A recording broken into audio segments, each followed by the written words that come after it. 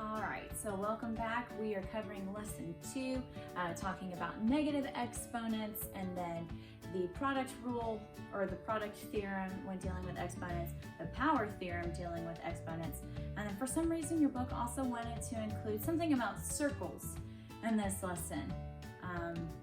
It really doesn't fit with the rest of it, but we're gonna go ahead and do it anyways. Okay, so starting off with just talking about negative exponents. Whenever we have something to a negative power in our mind, we should be thinking, change the location. So if we are starting out in the numerator and we have a negative exponent, we need to think, okay, instead of numerator, we need to drop down to the denominator. And then notice that our exponent has lost its negative. Same thing if we are starting in the denominator. If we have 1 over x to the negative n, in our minds, we need to be thinking, change the location. Instead of the denominator, we need to move up to the numerator. So this would be the same as saying x to the positive n. So let's do some practice. Okay, so we have 5 examples just to give us plenty of variety and practice on this concept. So looking at practice A, we have 1 over 3 to the negative square. So we have a negative exponent. Our first thought is change the location. So right now we're in the denominator, we need to go to the numerator. So now it is just 3 squared. 3 times 3 is 9. Okay, practice B. We have a negative exponent in our numerator, so we need to move that down to the denominator.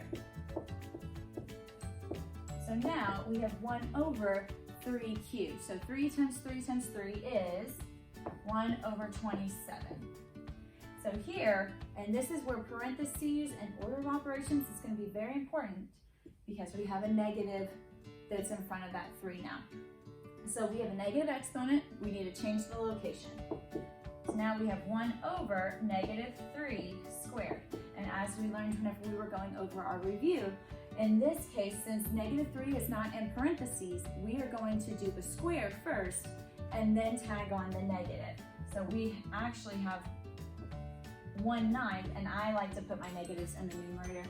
It's the same thing. I could say 1 over negative 9, I could say negative 1 over 9, I could say negative 1 over 9. They're all the same thing, so it's okay. All right, practice C. Now in this case, the negative is inside the parentheses, so it's going to be included as we work with this exponent. So negative exponent, change the location, we're going to the denominator. Notice I'm keeping my parentheses so I don't forget to apply that negative when I square. So in this case, we have negative 3 times negative 3. And negative times negative is a positive. So we have 1 over 9. Okay? Now in this one, we have a negative inside the parentheses and outside the parentheses. So great, we get to do both. But the first step we're going to do is we're going to make this exponent a positive. So 1 over negative 3 cubed. Okay, I'm going to do the negative 3 cubed first, and then I'm going to tag on this negative at the end. I'm actually going to go ahead and write that up there. So negative 3 times negative 3 times negative 3 is negative 27. And we have 2 negatives. So this will actually simplify to 1 over 27. And then we're done. Our next concept is doing the power theorem of exponents. And so in this case, we're just using a bunch of letters just to help explain and define. So if we had x to the m times x to the n, that would be the same as saying x to the m plus n. Meaning, if whatever we're multiplying, if they had the same base, we're just going to add their exponents, whether they're positive or negative. So if this were m and negative n, then we would actually say m minus n. So things like that. Let's do some practice. Okay, so in this example, we just have a bunch of x's and y's, and they want us to simplify this so that x and y are both only listed once. So what I'm going to do is, as I go through here, I'm going to look at all of my x values, simplify that, and then I'm going to look at all my y values and simplify that. So we have x squared, negative 5, 5th, and 0. So 2 minus 5 plus 5 plus 0. And I know that minus 5 and plus 5 cancel each other out. So that's going to be the same as saying x to the 0. And also we have an actual x to the 0. And anything to the 0 power will always equal a total value of 1. So we can in this case, since we are multiplying, we can disregard anything to the 0 power because it has no significance. So the only thing left is x to the 2nd power. And now I'm gonna look at my y's. Okay, so I see right here that we have x to the -4th, but this y has no exponent. Anytime there is no exponent, we know that it is to the 1st power. So we have 1 and -4. 1 minus 4 is -3. And we are done. Okay, so that example was way too easy. Let's crank it up a notch. Now we have stuff going on in the numerator and the denominator.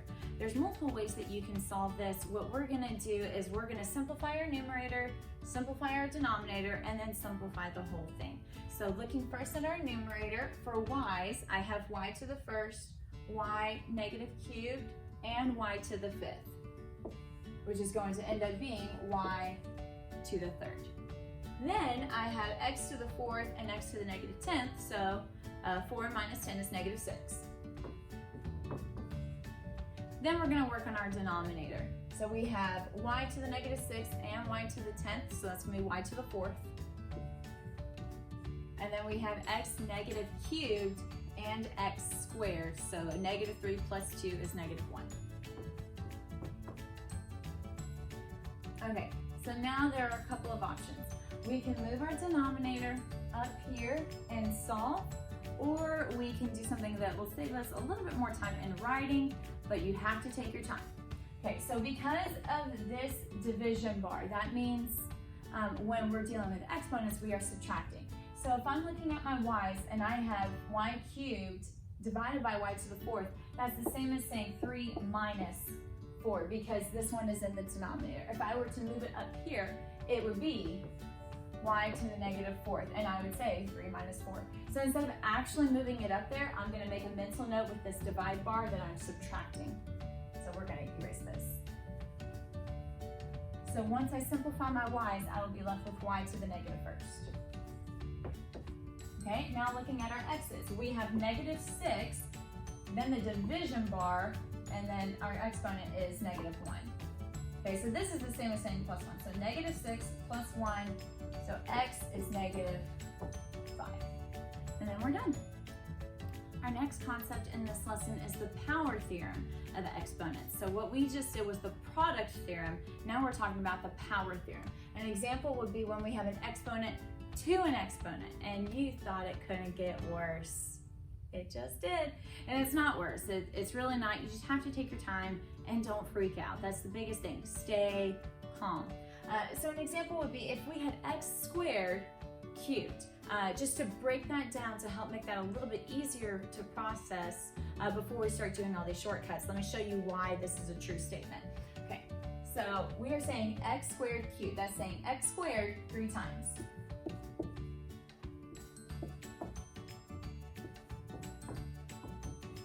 Okay, so we just did the product rule where it says if we have the same base, we just add the exponents. So 2 plus 2 plus 2 is 6. And what we're saying with the power rule is when you have an exponent to an exponent, it would be the same as saying the exponents are being multiplied to each other. So if I were to say x and then 2 times 3, I would get x to the 6th. So let's do some practice. Okay, so in this case, we got numerator and denominator going on. They don't hold any punches back with this. So what we're gonna do is we're gonna simplify each of these product theorems first, and then we'll go back to what we did with the product rule or the product theorem, and we'll simplify from that point. So right now we're just going to simplify these 4 parentheses, and then we'll continue on. So we have x -cubed squared. So -3 times 2 is -6. So I'm going to rewrite this as x to the -6. Okay.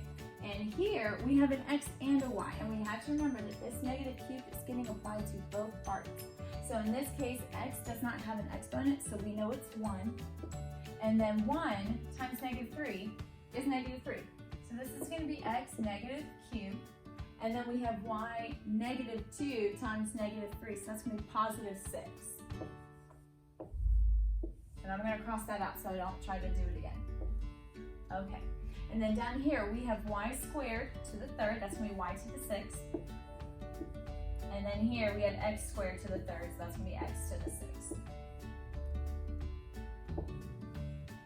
Okay. So I'm going to clean this up and make this a little bit easier for us to read before we go to the next step. Okay, so it's been cleaned up. This is much easier to look at. And now we're back into our product theorem. So that now we're just going to simplify our x's, simplify our y's, same thing down here, and then we'll simplify the whole thing. So in this case, I have x to the first, x to the negative 6, and x cubed, negative cube. So that is going to be 1 minus 6 minus 3, so that's going to be x to the negative 8. And then our y's, we have y to the first and y to the 6th, so y to the 7th.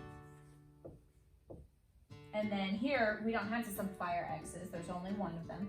And then we have y to the 6th and y negative cubed, so y cubed. Okay, and now we're at our last step where we just have to simplify numerator and denominator together. So in this case, we have x to the negative 8 minus 6, because remember it's in the denominator, so I have to think to subtract that exponent. So this is actually going to be x to the negative 14, which has a lot of negativity going on there. And then we have 7 divided by 3, so we have to think to subtract, and we get y to the 4th. And we're done. Okay, so the last concept in this lesson is circle relationships, which does not go along the lines of what we've been doing in this lesson, but that's okay. Make sure that you have your calculators for this one. Since we're working with pi, you're going to need it because we're going to be multiplying or dividing by pi and things like that. So make sure that you have this with you. And here we go. So what we're learning in this one is that if we know the area, or if we know the circumference of a circle, we can find the radius, we can find the diameter, and we can find the other measurement. So if we know the area, we can find the circumference. If we know the circumference, we can find the area. And that's what we're doing in this segment.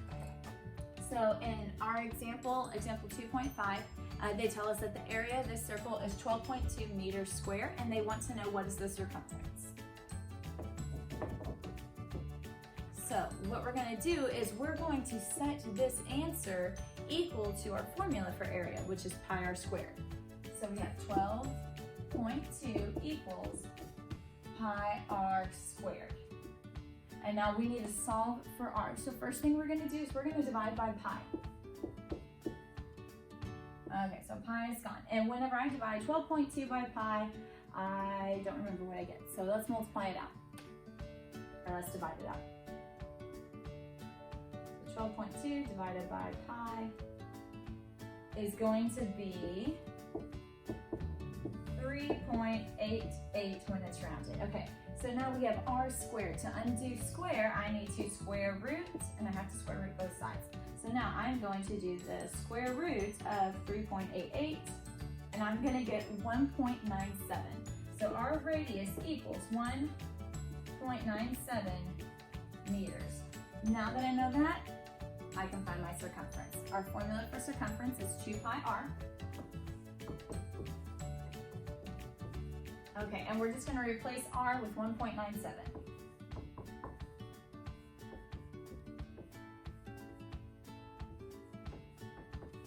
All right, and we're just going to type that in our calculator. So I'm actually going to leave the finding that I had from here and just say times 2 pi. All right, and our circumference is 12.38 meters. And that's it. So now let's do another example, but the other way around. We know the circumference and we're looking for the area. Okay, so with this example, since they already have pi in the answer, we don't need our calculator really for this one because we're not going to have to divide by pi. It's already there.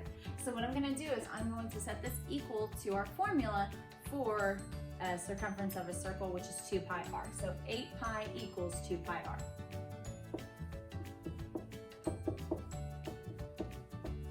Okay, and again, we're just solving for r.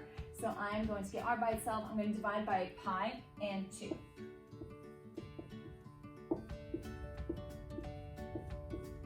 So the pi's cancel out, and that reduces to 4.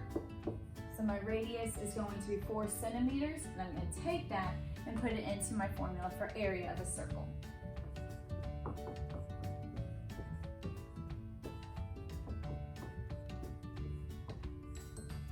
Okay, and since they started the problem with pi, I'm gonna leave pi there. I'm not gonna multiply it out or 3.14, none of that, I'm gonna leave it. So our area is 4 squared is 16, so 16 pi, and then my unit of measurement, centimeters squared. And it's done, we found the area. Okay, so we just finished lesson 2. I'll see you guys in class.